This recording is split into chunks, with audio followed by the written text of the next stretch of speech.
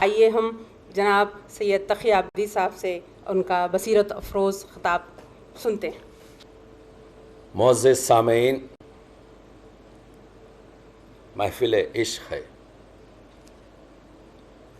گفتگو جاری رہے گی، اور میں سمجھتا ہوں کہ اگر خدا کی یاوری رہی ساتھ، جو یقیناً رہے گی، تو ہم اس بزم سے جب اٹھیں گے تو کم از کم کچھ ایسے خیالات ہمارے ذہن میں ہوں گے کہ ہم ترجمان حقیقت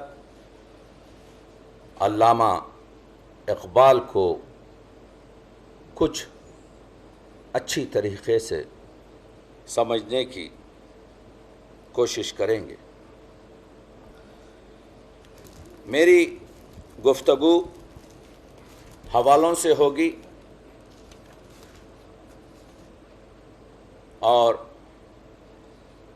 آپ احساس کریں گے کہ کیونکہ موضوع بہت وسیع ہے اور وقت بہت محدود، محفل اہل علم کی ہے، گفتگو اشاروں میں اور نقطہ رساں ہوگی۔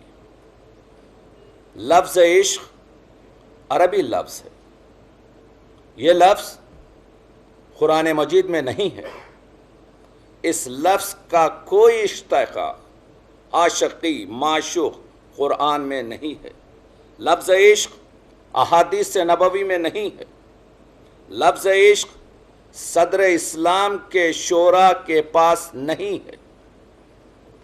پہلی مرتبہ جو لفظ عشق مستند ہمیں ملتا ہے وہ تقریباً 150 اور 160 ہجری کے درمیان کا شعر ہے، جس کے معنی یہ ہیں کہ تیرے عشق نے میرے دل کو اس طرح سے گھیر لیا ہے جیسے ریشم کا کیڑا اپنے اطراف دھاگا بنتا۔ تو آپ نے دیکھا کہ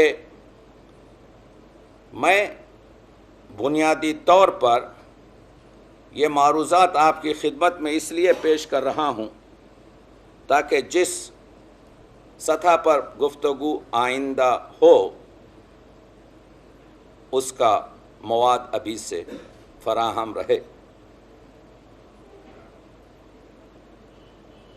تو سوال یہ ہے کہ اگر یہ لفظ قرآن اور احادیث اور صدر اسلام کے شورا کے پاس نہیں ہے تو پھر اس مفہوم کو کن الفاظوں میں اور کن معنی میں پیش کیا گیا؟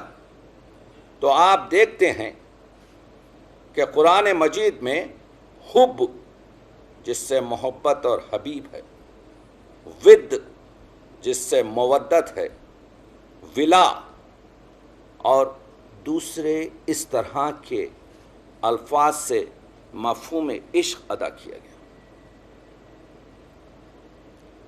حب یہ 2 حرفی عربی لفظ، اس کے اصطلاحی معنی یہ ہیں کہ دشت میں ایک گڑھا ہے جس میں بارش کا گدلا پانی بھر جائے اور آپ اپنی نظر سے بھی دیکھ نہ سکیں کہ اس گڑھے کے اندر کیا ہے۔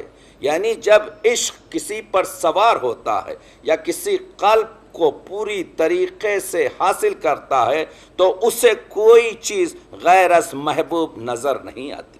یہ ہے حب کے، اور اسی حب سے ہم محبوب، محبت، حبیب اور یہ اشتقاق جو اس سے نکلتے ہیں، یہ 2 حرفی لفظ حب ہے۔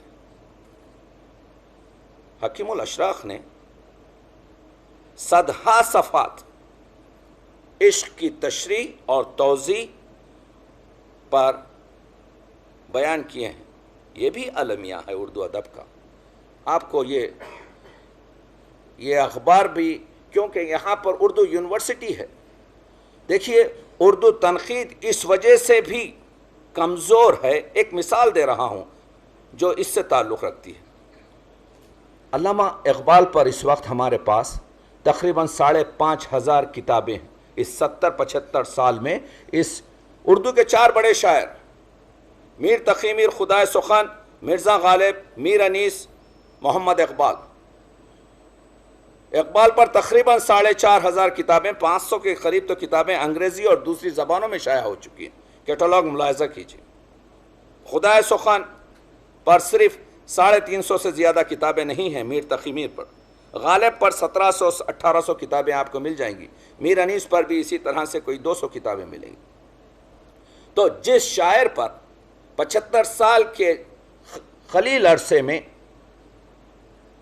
4,000-5,000 کتابیں لکھی گئی ہوں، اس میں اگر آپ مستند اور وہ کتابیں جن کو یہ کہہ سکتے ہیں کہ یہ بڑی معیاری کتابیں ہیں، ان کی تعداد 100 سے کم ہے، ان کتابوں کا ذکر کر رہا ہوں کہ اس میں اگر آپ اقبال کے فلسفہ عشق پر عشق کی تعریف کو ڈھونڈیں گے تو ہر کتاب میں وہ 18 جملے ملیں گے، وہ روح اقبال ہو یا اقبال کامل ہو یا اقبال درون خانہ ہو، نام بڑے بڑے ہیں لیکن ان میں صرف انہی 18 جملوں کو وہاں سے ایک کتاب سے جو اٹھایا ہے دوسرے نے اس کو عیناً اسی طرح سے نقل کیا۔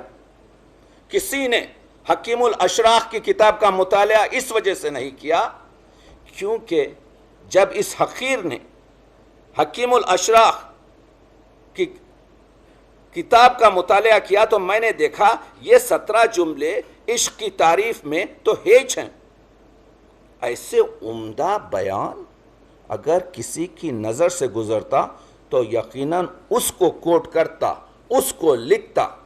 تو آپ نے دیکھا یہ سہل انگاری ہماری کہ ایک کتاب اٹھا لی، اسی سے وہ 17 پوری کتابوں میں معیاری کتابوں کی گزر۔ اسی وجہ سے ہماری تنقید، میں اپنے طلباء و طالبات سے یہ کہوں گا کہ ان کتابوں کو پڑھتے ہوئے بھی اوریجنل سورس پر جائیے۔ میں نے اپنے اس ادبی سفر میں یہ چیز بہت خاص طریقے سے درک کی ہے کہ اوریجنل اور چیز ہے، اور جب ایک جگہ سے دوسری جگہ کوئی چیز ٹرانسفر ہوتی ہے، ہمارے بزرگوں نے کتاب کا نام دیا اگر تو اپنے ذہن سے جملے لکھے۔ جب آپ کسی کو کوٹ کرتے ہیں تو لفظ بلفظ اسی طرح سے لکھا جائے، ورنہ اپنی طرف سے لکھنا ہے۔ یہ ذمہ داری کی بات ہے۔ یہ مسئلہ آ گیا تھا درمیان تو آپ کی خدمت میں نے پوچھ کیا۔ تو آپ نے دیکھا اب کچھ منٹ یہ چیزیں جو میں گفتگو کچھ خشک ہے، لیکن کیونکہ یہاں پر ہم ادب عالیہ کے مجموعے سے خطاب کر رہے ہیں تو خطاب کا انداز بھی عالیہ ہوگا۔ جناب سہیل بن عبداللہ عشق و محبت کو محبوب کی عبادتوں سے تمسک اور محبوب کے احکام کی مخالفت سے برات بتاتے ہیں۔ حضرت بایزید کے نظریے کے تحت عشق و محبت میں اپنے زیادہ کو کم اور محبوب کو کم اور محبوب کے کم کو زیادہ سمجھنا۔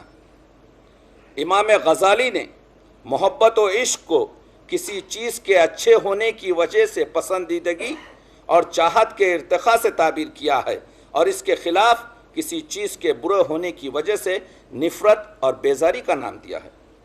کشف المحجوب میں حضرت داتا گنج نے عشق و محبت کے معنی کسی چیز کا حد سے زیادہ شوق ہونا بتایا ہے۔ بعض علماء مشائخ نے صرف بندے سے خدا کا عشق روا جانا ہے اور بتایا یہ ہے کہ خدا بندے سے عشق نہیں کر سکتا۔ یہ مسائل ہیں فلسفہ عشق کے۔ اپنے سے محبوب کو برتر جاننا، خدا اپنے سے بندے کو برتر نہیں جان سکتا۔ دیکھ رہے ہیں آپ پیچیدگی عشق کی،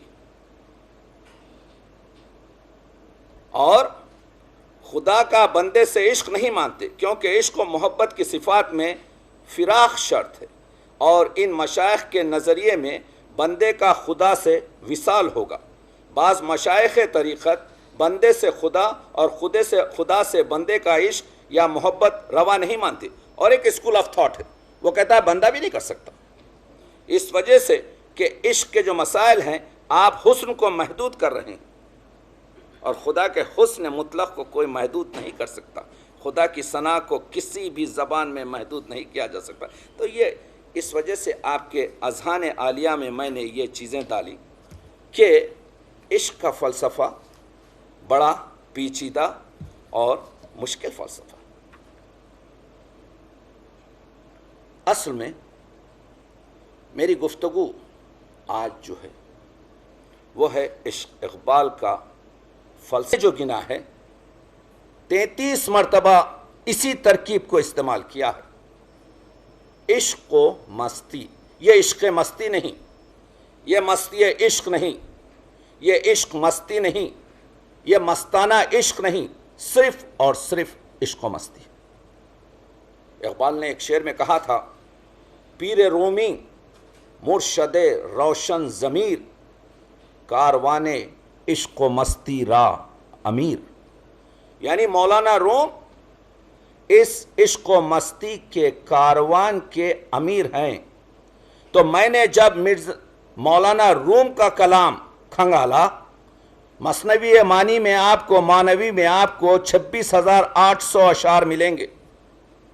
مولانا روم کی غزلیات جس کا نام دیوان شمس تبریزی ہے، آپ کو 40,000 اشعار ملیں گے۔ اس تقریباً 70,000 اشعار میں یہ ترکیب عشق و مستی مجھے 5 جگہ ملی، کیونکہ آج کل آپ کیٹالاگ سے یہ تمام چیزیں حاصل کر سکتے ہیں۔ تو آپ نے دیکھا کہ مولانا روم کے پاس تو یہ ترکیب عشق و مستی 5 مقام پر ہے، مگر حضرت اقبال کے پاس یہ ترکیب 33 مقام پر۔ اقبال شناسی اور اقبالیات میں ایک اور المیہ یہ ہے کہ ہمیں جو لوگ اقبالیات کے علماء اپنے آپ کو بتاتے ہیں، وہ ہمیں یہ نہیں بتاتے کہ اقبال کیا کہتے ہیں۔ ان کی کوشش یہ ہوتی ہے وہ یہ بتائیں کہ میں کیا اقبال کو سمجھا ہوں۔ ہم اسے استدعا کرتے ہیں، آپ اپنی سمجھ کو دور رکھیے، پہلے ہم طالب علموں کو یہ بتائیے کہ حضرت اقبال کیا کہہ رہے ہیں۔ تو میں نے یہ کیا، ان 33 اشعار کو پھیلایا، اور میں نے دیکھا کہ یہ ترکیب کے معنی اقبال کے ان 33 اشعار میں کیا نکلتے ہیں۔ تو مجھے 2 معنی معلوم ہوئے، ایک معرفت خدا بندی اور دوسرا عشق نبوی، کوئی تیسری چیز مجھے نہیں ملی۔ اس ترکیب عشق و مستی میں معرفت خدا بندی، ابھی ڈاکٹر شجاعت علی راشد نے آپ کے سامنے اقبال کے 4 مصرے پڑھے، جمال عشق و مستی نئے نوازی، جلال عشق و مستی بے نیازی، کمال عشق و مستی ظرف حیدر، زوال عشق و مستی حرف رازی۔ نئے نوازی معرفت خدائی اور عشق نبوی کا جمال۔ دیکھیے، جمال پر خود آپ گفتگو کر سکتے ہیں، جمال کیا ہے؟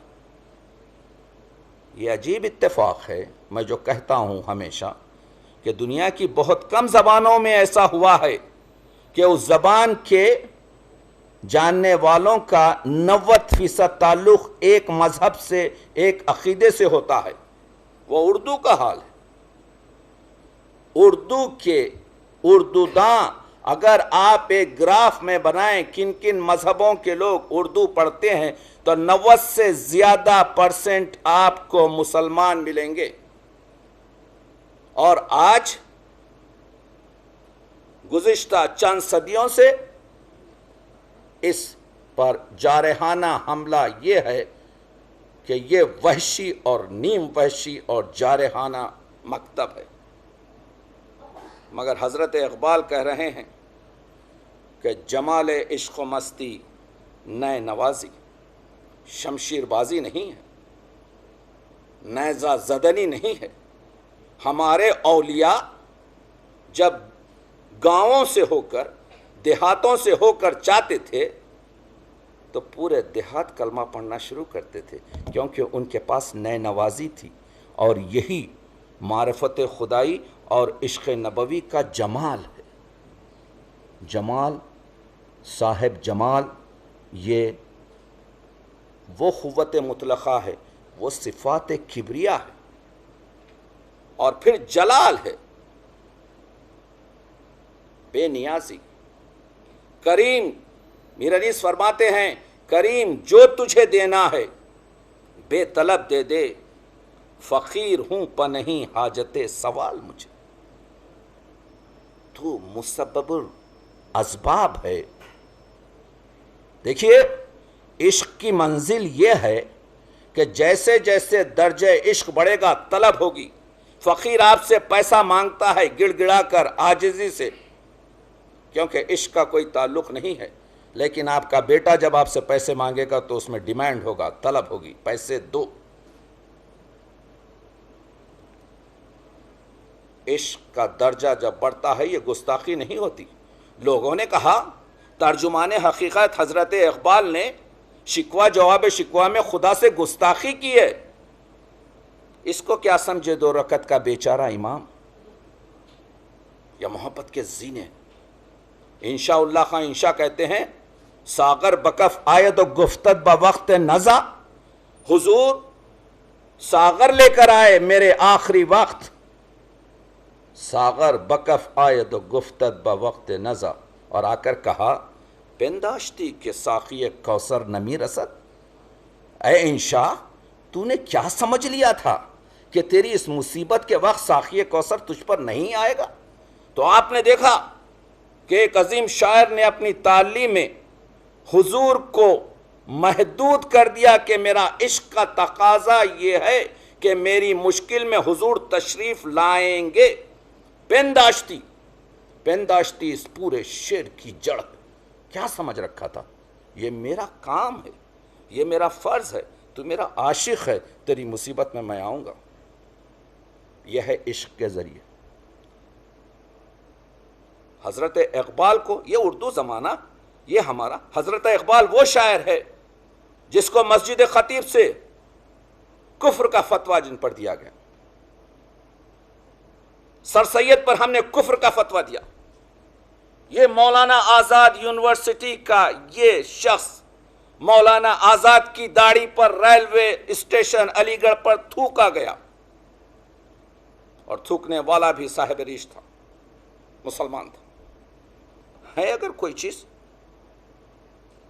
توریاں کہیے، اپنی غلطیوں کو چھپانے سے جامعے کی اصلاح نہیں ہوتی۔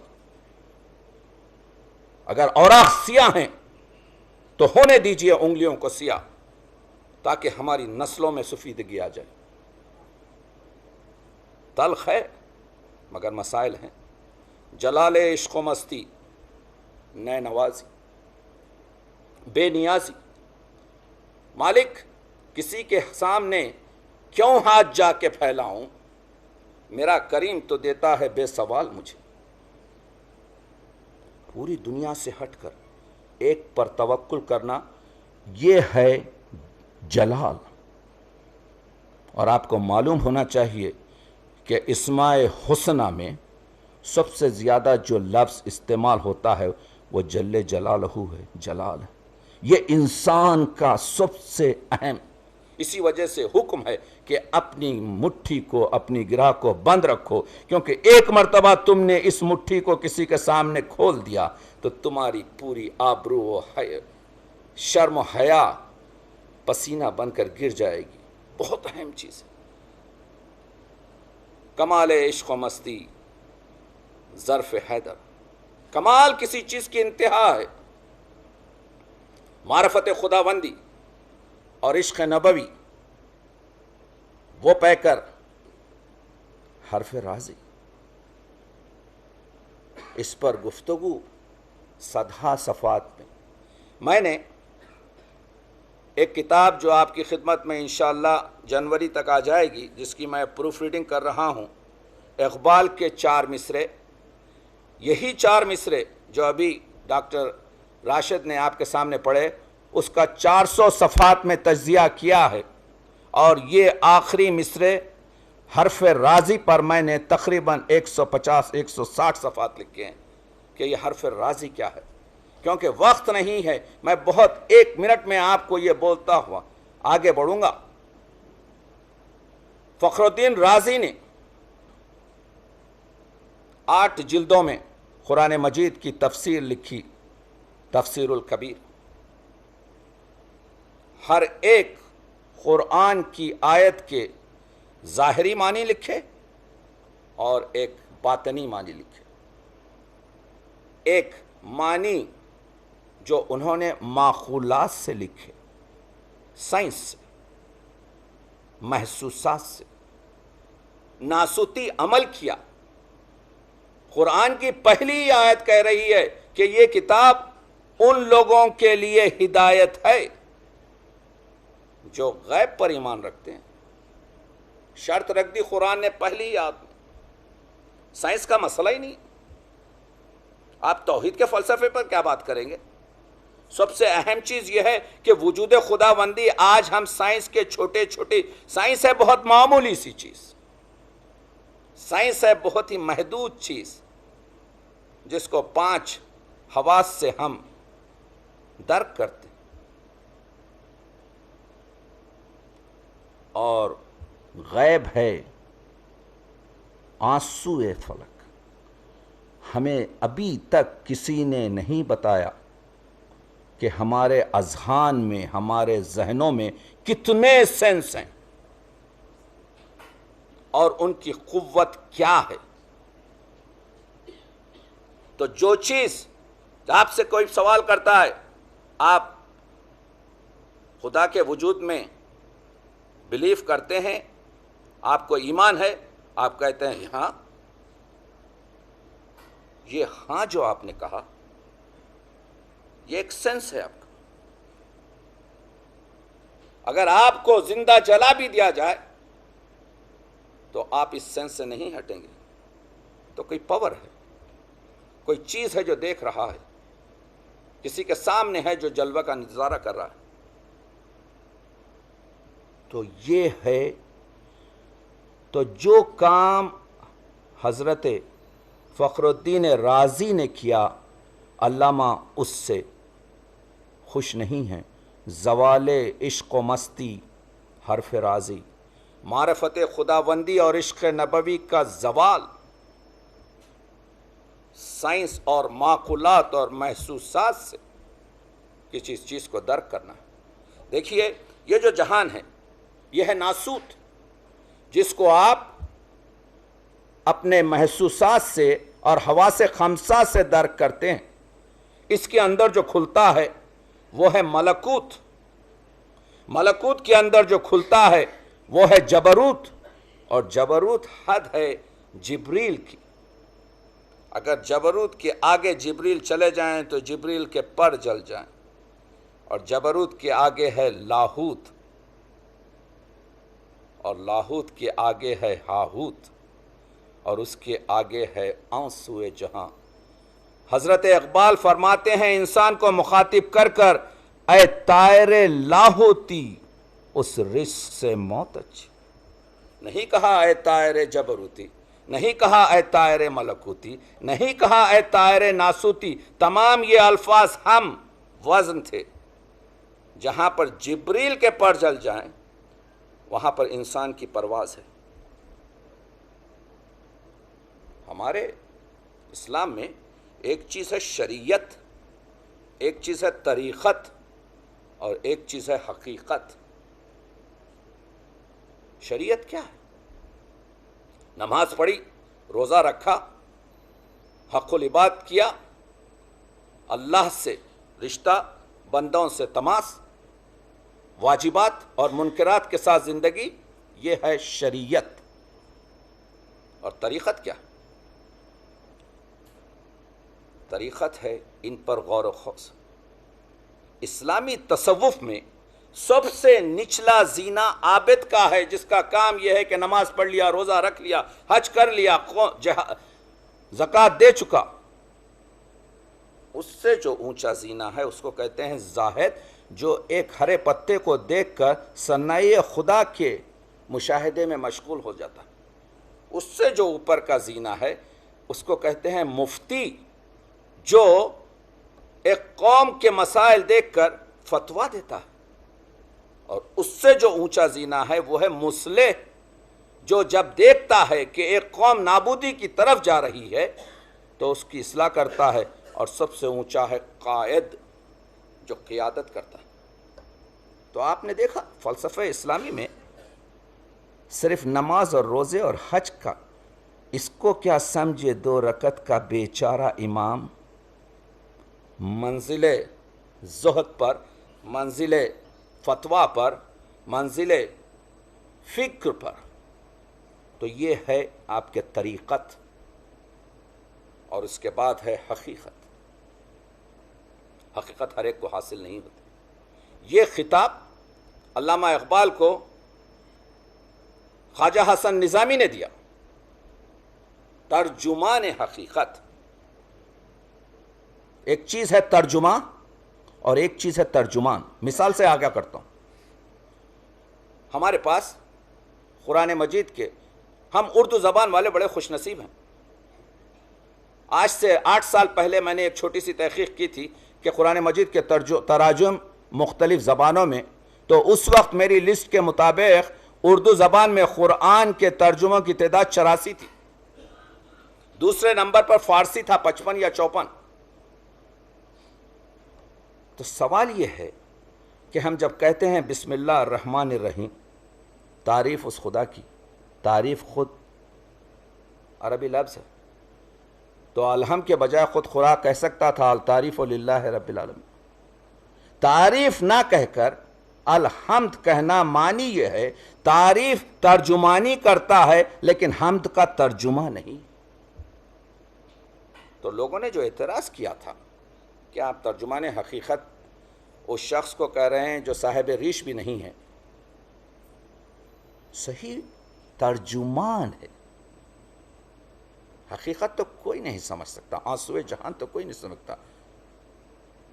تو آپ نے دیکھا حضرت اقبال ابن عربی ہوں یا فخر الدین رازی ہوں، چه معنی قرآن چه میپرسی از رازی، جیتا ہے رومی ہارا ہے رازی،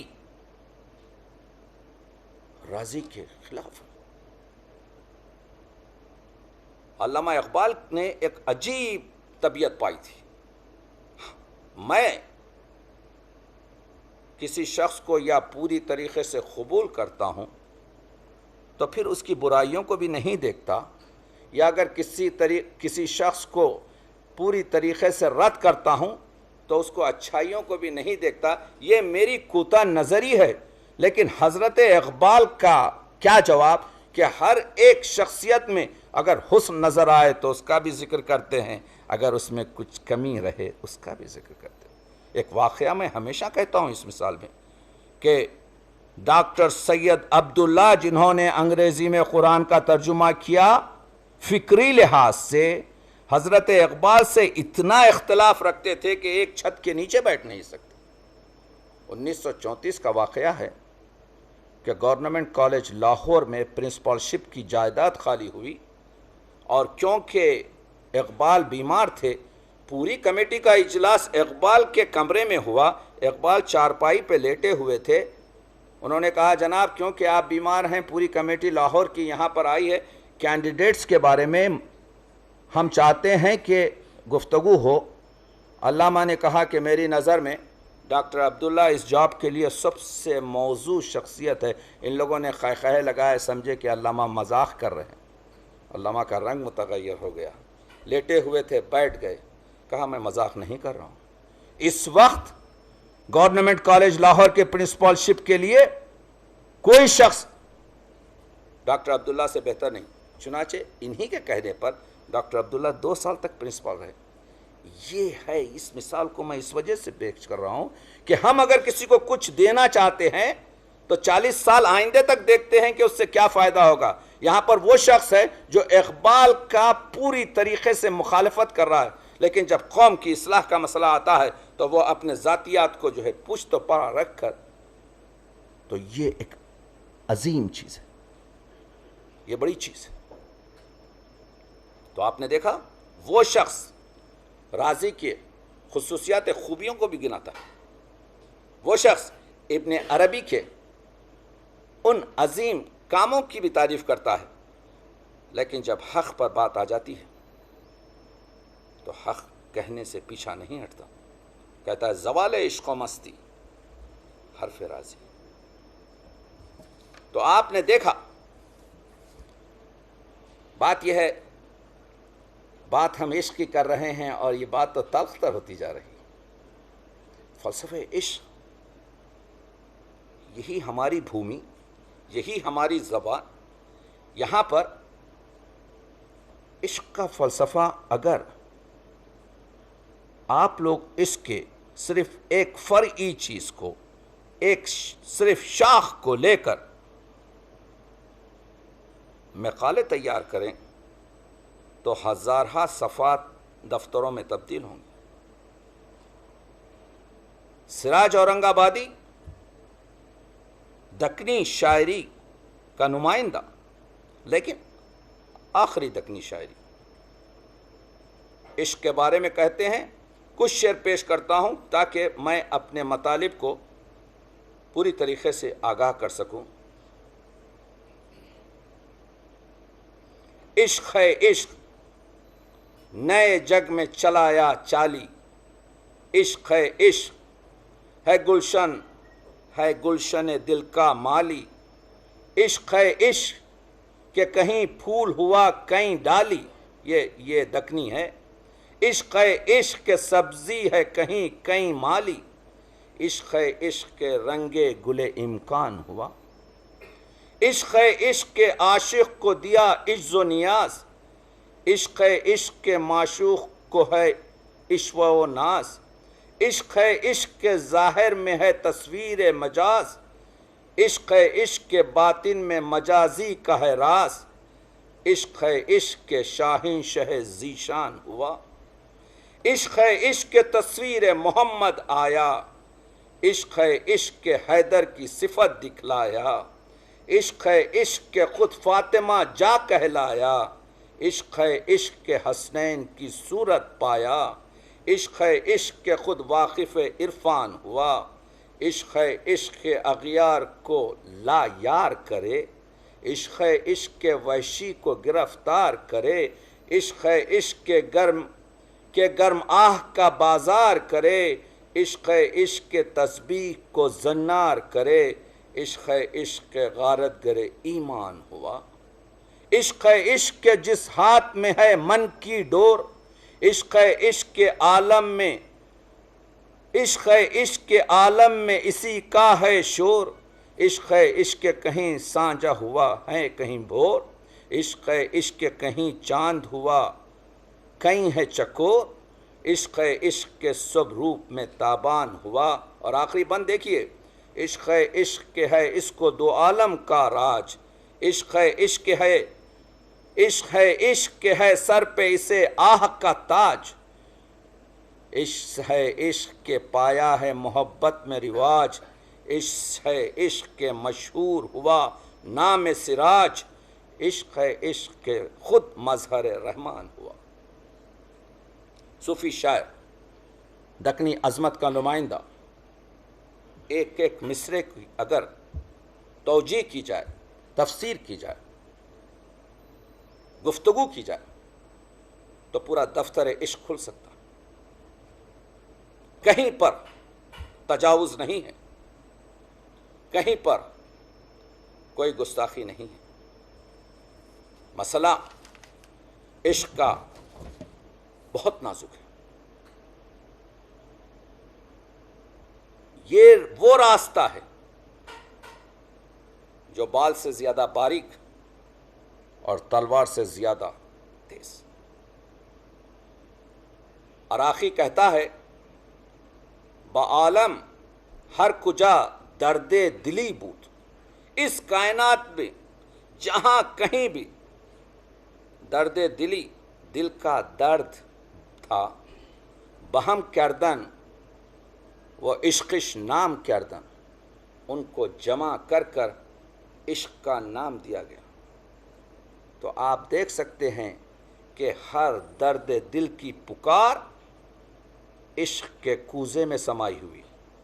اقبال اپنی نظم محبت میں کہتے ہیں، یہ جوہر اگر کار فرما نہیں ہے تو ہیں علم و حکمت فقط شیشہ سازی، نہ محتاج سلطان نہ مرعوب سلطان، محبت ہے آزادی وہ بے نیازی، میرا فقر بہتر ہے اسکندری سے، یہ آدم گری ہے وہ آئینہ سازی۔ اقبال کی نظر میں عشق و محبت کس طرح بنائے گئے، اس کی جھلک ان اشعار سے ملتی ہے۔ چمک تارے سے مانگی، چاند سے داغے جگر مانگا، اڑائی تیرگی تھوڑی سی شب کی، زلف برہم سے تڑپ بجلی سے پائی، حور سے پاکیزگی پائی، حرارت لی نفس ہائے مسیح ابن مریم سے، ذرا سی پھر ربوبیت سے شان بے نیازی لی، ملک سے عاجزی افتادگی تقدیر شبنم سے، پھر ان اجزاء کو گھولا چشمے حیواں کے پانی میں، مرکب نے محبت نام پایا عرش اعظم سے۔ یہ ہے عظمت اردو ادب کی شعری روایت کی کہ ہمارا شاعر محبت کے اجزاء کو ایسا بیان کرتا ہے۔ کل رات میں گفتگو کر رہا تھا ڈاکٹر صاحب، آپ جانتے ہیں کہ رسم الخط کو اردو کے بدلنے کی اردو ادب کے مسیحا ہمیں تعلیم دیتے ہیں کہ یہ زبان ختم ہو جائے گی، آپ اسے رومن میں کر دیجئے، آپ اس کو دوسرے لہجوں میں کر دیجئے، دوسرے رسم، جس زبان میں ادق ترین، ثقیل ترین، مشکل ترین مطالب کو اس شگفتگی اور سلاست اور شیرنی اور روانی سے پیش کیا جا سکتا ہے، اس زبان کو آپ کی ہمدردیوں کی ضرورت نہیں ہے۔ میرا کچھ مطالعہ فارسی زبان پر ہے، حقیر سا طالب علم ہوں، مگر میں کہہ رہا ہوں جس طرح سے اقبال کی نظم میں عشق و محبت اور محبت کی نہ آپ کو سعدی کے پاس ملے گا، نہ فردوسی کے پاس ملے گا، نہ مولوی کے پاس ملے گا، نہ عطار کے پاس ملے گا، نہ جامی کے پاس ملے گا، نہ وہ تمام ایرانی ذات شعرا جو ہمارے اس بر صغیر میں تھے ان کے پاس ملے گا۔ یہ اور بات ہے کہ ہم کو قدر نہیں ہے۔ عطار کہتے ہیں عاشقاں بخود با ہیچ کس تدبیر نیس، یعنی عطار نیشاپوری کہتے ہیں کہ عاشقوں کو نہ خود سے اور نہ کسی دوسرے سے کوئی تعلق نہیں ہے۔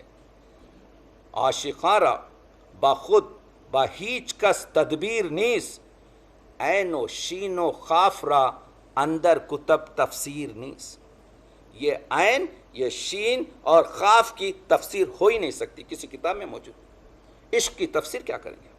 عین شین خاف یعنی عشق، عین و شین و خاف را اندر کتب تفسیر نیست، اس کی تفسیر نہیں ہو سکتی۔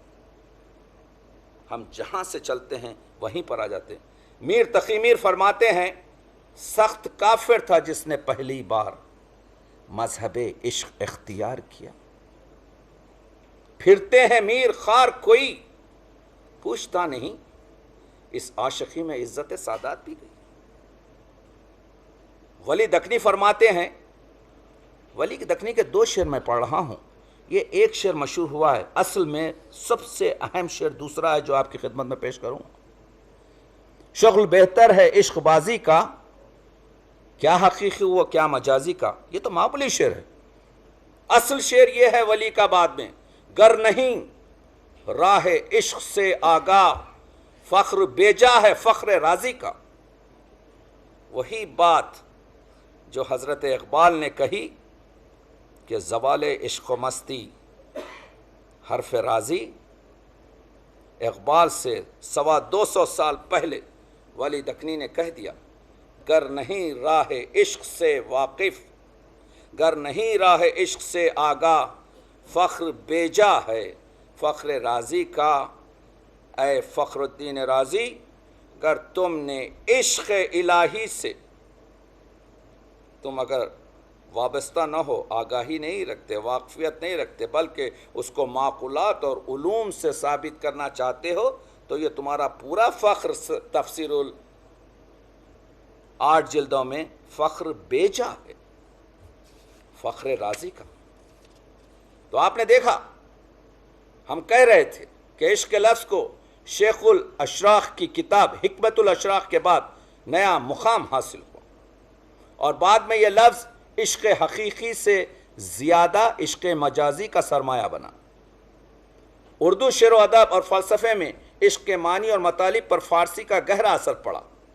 عشق کی بیشتر واردات ہمیں فارسی سے ورثے میں ملی ہیں، چنانچہ عشق کے لوازمات جن میں سوز و گداز، وصل و فراق، فنا و بقا، آرزو و سعی، حیات و ممات، خودی و بے خودی، فکر و ذکر، دل و دید وغیرہ شامل ہیں۔ فارسی ادب سے ہمارے ادب میں متاثر، یہ سچ ہے، یہ بہت اہم میں آپ کی خدمت میں پیش کر رہا ہوں کہ یہ سچ ہے کہ اقبال بھی میر تقی میر کی طرح عشق کو اپنا امام اور عقل کو اپنا غلام بتاتے ہیں، لیکن امام عشق میر اور رہبر عشق اقبال کے لوازمات عشق اور ان کے مقاصد اور نتائج میں زمین اور آسمان کا فرق ہے۔ میر وصال کے خواہاں ہیں تو اقبال فراق کے دل دادا ہیں۔ میر فنا کو مقصد زیست سمجھتے ہیں تو اقبال بقا کو مقصد زیست سمجھتے ہیں۔ میر حیات اور ممات کے درمیان دم لینے کے قائل ہیں اور آگے چلیں گے دم لے کر، تو اقبال پیہم تسلسل اور تغیر کے ساتھ سکوت اور سکونت کے مخالف ہیں۔ میر بے آرزو و بے مراد دلی کیفیت سے دوچار ہیں تو اقبال آرزو اور تمنا کو زندگی کا مزہ جانتے ہیں۔ میر کی خودی میں بے خودی ہے تو اقبال کی بے خودی میں خودی ہے۔ چنانچہ میر کی طرح یہ تاثیرات اردو کے دوسرے شعراء کے کلام جن میں درد، غالب، آتش، فانی وغیرہ سر فہرست ہیں، ہمارے بیان پر دال ہیں۔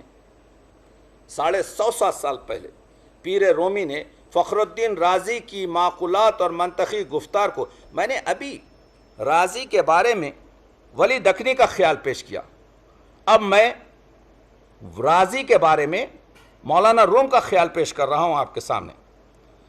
یہ 750 سال قبل مولانا روم نے فخر الدین رازی کی معقولات اور منطقی گفتار کو قرآن کی تفسیر و تعویل کے لیے مضر جانا، کیونکہ مولانا روم عقلی دلائل اور منطقی محسوساتی ادراک کو جذبات اور وجدان کے سمجھنے کا پیمانہ نہیں مانتے تھے۔ مولانا روم فرماتے ہیں، منطق اور استدلال کے پاؤں لکڑی کے پاؤں کی طرح تکلیف دہ ہوتے ہیں۔ اگر عشقیہ اور وجدانی واردات کی عقل رہبر ہوتی تو آج فخر الدین رازی دین کے رموز سے واقف ہوتے۔ 2 شعر سنیے مولانا روم کے۔ پائے استدلالیاں چوبیں بوت، یہ جو استدلال حضرت فخر الدین رازی کر رہے ہیں، یہ استدلال کے پاؤں لکڑی کے بنے ہوئے۔ پائے استدلالیاں چوبیں بوت، پائے چوبیں سخت بے تمکین بوت، اور یہ چوبیں لکڑی کے پیر بڑے تکلیف دہ ہوتے ہیں۔ اندرین بحثس قرد راہ بین بوت، فخر الدین رازی رازدار دین بوت۔ اگر یہی عقل کو آپ عشق کے جاننے کا پیمانہ بنائیں تو پھر فخر الدین رازی تو رازدار دین ہوتے تھے۔ کہنے کا مطلب یہ ہے کہ آپ محسوسات سے، معقولات سے، سائنس سے قرآن کو آپ درک نہیں کر سکتے مسلسل۔ تو آپ دیکھ رہے ہیں ایک روایت چل رہی ہے کہ عشق کو، وجدان کو، پہلی آیت نے بتا دیا کہ یہ کتاب ان لوگوں کے لیے ہدایت گاہ ہے جو غیب پر ایمان لاتے ہیں۔ اور اسی راز کو مرید رومی اقبال نے بھی محسوس کیا اور فرمایا کہ میں نے اپنی آنکھوں سے راضی کا سرما دھو دیا ہے، یا کیوں قرآن کے معنی راضی سے پوچھتے ہو؟ چون سرما رازی را از دیدے فروش شستم۔ حضرت اقبال فرماتے ہیں میں نے راضی کا سرما اپنی آنکھوں سے دھو دیا۔ ایک جگہ فرماتے ہیں چے راضی مانیے قرآن چے پرسی، تم لوگ قرآن مجید کے معنی راضی سے پوچھ رہے ہو؟ نے مہرہ باقی نے مہرہ بازی، جیتا ہے رومی ہارا ہے راضی۔ تو آپ نے دیکھا کہ راضی کی معقولات، منطقی استدلال، محسوسات وغیرہ کو جذب و حال کی کیفیت کی تشریح میں اقبال مسلسل رد کرتے ہیں۔ یہ ہے فلسفہ عشق و مستی، معرفت الہی کا زوال کا باعث ہے۔ یہ عشق و مستی کا راستہ عشق حضور اکرم سے ہوتا ہوا رب العالمین تک پہنچتا ہے۔ اقبال کہتے ہیں جانتے ہو عشق مستی کہاں سے ہے؟ یہ حضور اکرم کے سورج کی ایک کرن ہے۔ می ندانی عشق و مستی از کجاس۔ اقبال کہتے ہیں تم نہیں جانتے عشق مستی کہاں سے ہے؟ می ندانی عشق و مستی از کجاس، این شعاع آفتاب مصطفیٰ۔ یہ آفتاب مصطفیٰ کی کرن ہے۔ نگاہ عشق و مستی میں وہی اول وہی آخر، وہی قرآن وہی فرقان وہی یاسین وہی طٰہٰ۔ پورے فارسی ادب میں جس طرح سے ہمارے اردو ادب میں ایک نعتیہ شعر ہے جس کا دوسرا شعر میں نے کہیں نہیں دیکھا، اسی طرح سے پورے فارسی ادب میں، پورے فارسی ادب جب میں کہہ رہا ہوں تو پورا ایران اس میں شامل ہے، افغانستان شامل ہے، کوئی شعر حضرت اقبال کے اس شعر پر نہیں آتا۔ پہلے میں آپ کو یہ دونوں شعر اسی بر صغیر سے نکلے ہیں، ایک اردو میں ایک فارسی میں۔ ایک کا شاعر ہے بزم آفندی، نجم آفندی کا والد ایک مضمون عجیب نعتیہ بندی کہ ایک دن عرش پہ محبوب کو بلوا ہی لیا، ایک دن عرش پہ محبوب کو بلوا ہی لیا، ہجر وہ غم ہے خدا سے بھی اٹھایا نہ گیا۔ یہ مضمون کسی نے باندھائی، اور حضرت اقبال نے کیا کہا؟ مغز قرآن روح ایمان جان دین۔ قرآن کا نچوڑ، قرآن کا جوہر مغز قرآن، روح ایمان، ایمان کی روح، جان دین اور دین کی جان، ہست حب رحمت للعالمین۔ یہاں پر اقبال کہہ سکتے تھے ہست عشق رحمت للعالمین، لیکن اقبال نے لفظ عشق اس وجہ سے نہیں لایا کہ حبیب کی نسبت سے خوب لایا۔ تو آپ دیکھ رہے ہیں عشق و مستی کی انتہا اس کے حصول میں کمال کا حاصل کرنا ہے، جس کا حامل رومی کا انسان کامل، نتیشے کا سپرمین، الجبلی کا مرد کامل، ہائیڈگر کا مرد یقین اور اقبال کا مرد مومن، مرد مجاہد عبدہ ہوتا ہے۔ اور یہی مرد کامل رازدار معرفت الہی، رضا الہی اور لائق نیابت الہی ہے۔ یہ راستہ عشق کی قوت اور مستی کی طاقت سے طے ہوتا ہے، جہاں بے خودی خودی کا جوہر بن جاتی ہے، جہاں شراب انسانی خون سے نشے میں چور ہو جاتی ہے۔ انسانی خون نشے سے چور نہیں ہوتا، بلکہ انسانی خون کے نشے سے شراب مست ہو جاتی ہے۔ جیسا کہ امیر عشق و مستی رومی اپنی غزل میں کیفیت مستی کو ظاہر کرتے ہیں۔ مولانا روم فرماتے ہیں مائیم ہم ہیں ہمیشہ مست بی میں۔ حضرت مولانا روم کہتے ہیں کہ ہم ہمیشہ مست ہیں بغیر پیے ہوئے۔ مائیم ہمیشہ مست بی میں، مائیم ہمیشہ شاد بی ماں، اور ہم ہیں ہمیشہ خوش بغیر اپنے بے خودی میں۔ باید کے جملہ جاں شوی تا لائق جانا شوی، گر تو سوئے مستاں شوی مستانہ شو مستانہ شو۔ محبوب کے لائق ہونے کے لیے مادی کثافتوں سے پاک ہو کر سر تپا جان ہونا چاہیے، روح ہونا چاہیے، کثافتوں سے دور ہونا چاہیے، میٹیریلسٹک ویلیوز سے ہٹنا چاہیے، میں خانے مستی میں جانے کے لیے مست ہو اور سرمست ہو۔ ز جام عشق سرمستم، میں عشق کے جام سے نشہ، جس جام عشق سرمستم، دو عالم رفت از دستم، بجز رندی و خلاشی نباشد هیچ سامانم، الا اے شمس تبریزی چنا مستم درین عالم، کہ جز مستی و خلاشی نباشد هیچ درمانم۔ میں عشق کے جام سے مست ہو گیا اور کائنات میرے ہاتھوں سے نکل گئی، اب صرف مستی اور فخر کے سوا میرا سامان کچھ بھی نہیں ہے۔ اے شمس تبریزی، اس دنیا میں تو ایسا مست ہو گیا کہ اس کا علاج سوائے مستی اور فخر کے کچھ اور ہو نہیں سکتا۔ فارسی اور اردو ادب کی عشق کی روایات کو آپ کے سامنے میں پیش کر رہا ہوں۔ یہ وہ روایات ہیں جن کو ہم نے صدیوں کی مصیبتوں اور مشقتوں دیدہ وری سے حاصل کیا ہے۔ رومی امیر عشق و مستی کے کلام کا اثر اردو شعراء پر کہیں زیادہ اور کہیں کم نظر آتا ہے، اگرچہ کہ عطار، سعدی، سلیمان ساویچی، حافظ کے علاوہ بر صغیر کے شعراء، فارسی شعراء جیسے خسرو، عرفی، نظیری، کلیم، فیضی، قدسی، بیدل اور ناصر علی نے ہمارے اردو کے متقدمین اور متوسطین شعراء پر گہرے نقش چھوڑے ہیں، لیکن مولانا روم کی فکر اور ان کے ذکر کا رنگ نمایاں اور صاف نظر آتا ہے، اور بعض اشعار تو مولانا روم کے شعروں کا ترجمہ معلوم ہوتے ہیں۔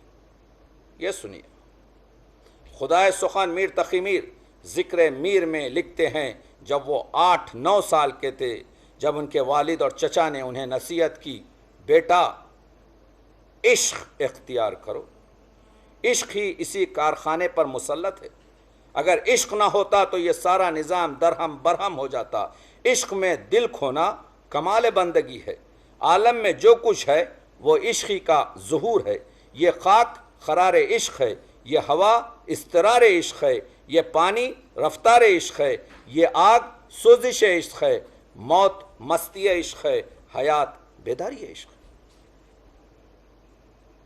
اسی وجہ سے تو کوئی شخص کہہ نہیں سکتا کہ میر کے کلام میں کیا درد ہے۔ میر کہ خدا سخن ہم نے کہا،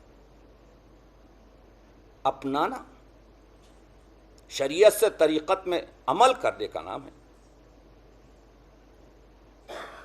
مولانا روم کے ہم ان مضامین کو مولانا روم کے اشعار میں دیکھ سکتے ہیں، یہی نہیں بلکہ میر، درد اور غالب کے اشعار پر بھی رومی کی تاثیر عیاں ہیں۔ حزین تصوف برائے شعر گفتن کی روایت ان شعراء کے کلام سے متاثر ہو کے لکھی جن کے ساغروں میں رومی کی سرائی سے اونڈیلی گئی شراب عشق ہے۔ ذیل کے اشعار تو اب ہم نے دیکھا کہ محمد قلی قطب شاہ گزشتہ 2 مہینے پہلے مجھے لندن بلایا گیا تھا، یہ ہمارے دوست عزیز اور دکنیات کے عالم ڈاکٹر ضیاء الدین شکیب صاحب نے لندن میں دکنیات پر ایک سیمینار کیا، تو میں نے جب دکنیات کا کچھ مہینوں عمیق مطالعہ کیا تو مجھے افسوس ہوا کہ میرا تعلق تو اسی بھومی سے، اسی مقام سے ہے جہاں پر دکنیات نے اتنی اس قدر مطالب عشق اور فلسفہ عشق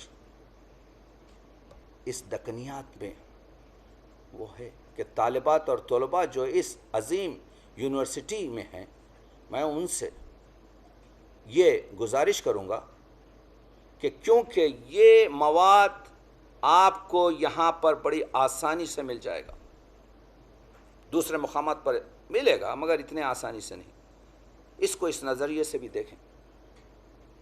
دکنیات میں فلسفہ عشق، فلسفہ معرفت، کیونکہ میں نے جب دیکھا تو مجھے بڑا، یہ ولی سے ہم لیتے ہیں کیونکہ بابائے آدم اردو ہیں، عشق میں لازم ہے، ولی کہتے ہیں عشق میں لازم ہے اول ذات کو فانی کرے، ہو فنا فی اللہ دائم باز یزدانی کرے۔ جب تو نے اپنے آپ کو، تصوف میں 3 چیزیں ہیں، فنا فی شیخ، فنا فی الرسول، فنا فی اللہ، وسیلہ ہے ڈائریکٹ. آپ یہ لائٹ جو جل رہی ہے یہ تاروں سے یہ کرنٹ آیا ہے, بغیر وسیلے کے مشکل ہے. تو یہ کہنا کہ اگر کوئی کسی درگاہ پر جاتا ہے یا حضور کے ساتھ ہاتھ اٹھا کر دعا کرتا ہے تو وہ دعا تو خدا کو ہی جاتی ہے, لیکن وسیلہ ہو جاتا ہے. اور یہ راستہ بتایا ہے علماء نے. درد فرماتے ہیں اہل فنا کو نام سے ہستی کے ننگ ہے, لوہے مزار بھی میری چھاتی پہ سنگ ہے. وائے نادانی کے وقت مرگ یہ ثابت ہوا, خواب تھا جو کچھ کے دیکھا جو سنا افسانہ تھا. اور میر کہتا ہے تخمیر ہستی اپنی حباب کی سی ہے, یہ نمائش شراب کی سی ہے. پاتے ہیں اپنے حال میں مجبور سب کو ہم, کہنے کو اختیار ہے پر اختیار کیا. اقبال کہتا ہے ابتدائے عشق و مستی قاہریس, انتہائے عشق و مستی دل بریس. اقبال کہتے ہیں عشق و مستی کا جنازہ ہے تخیل ان کا, ان کے اندیشے تاریخ ہیں قوموں کے مزار. رومی عشق کی دولت سے سرشار اور معرفت کے نشے سے مست ہے. رومی شریعت جو صرف احکام کے مثبت اور منفی نظام کا نام ہے, مومی ابھی جو میں نے شریعت اور طریقت اور حقیقت کے بارے میں کہا, تو آپ دیکھ رہے ہیں ہوا یہ. بس میں اپنی بات کو تمام کر رہا ہوں کیونکہ یہ موضوع اتنا دلچسپ یا خشک یا اتنا دراز ہے کہ اس سے زیادہ آپ لوگوں کو زحمت نہیں دینا چاہتا.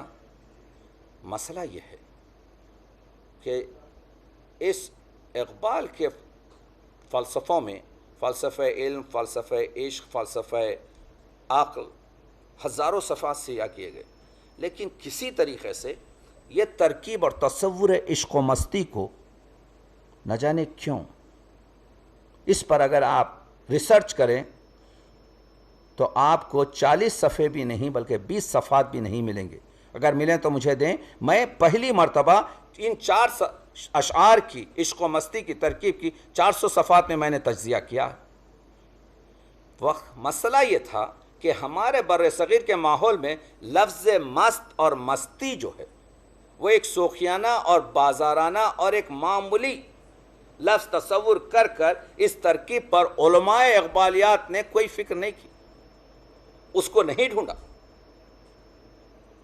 ان 4 مصروں کو کہ جمال اور جلال اور کمال اور زوال اصل میں معنی آفرینی جو ہوتی ہے 3 قسم کی ہے. ایک ہے معنی آفرینی, شعر میں 2 چیزیں, ایک ہے خیال, ایک ہے الفاظ. جیسے کٹورے میں پانی ہے خیال, کٹورا ہے الفاظ. مٹی کا کٹورا ہو, چاندی کا کٹورا ہو, سونے کا کٹورا ہو, پانی آپ دے کر دیں تو اس کی وقت بڑھ جاتی ہے. کوزے میں اگر آپ دیں, سونے کے پیالے میں اگر پانی دیں تو اس کی اہمیت اس پانی کی بڑھ جاتی ہے.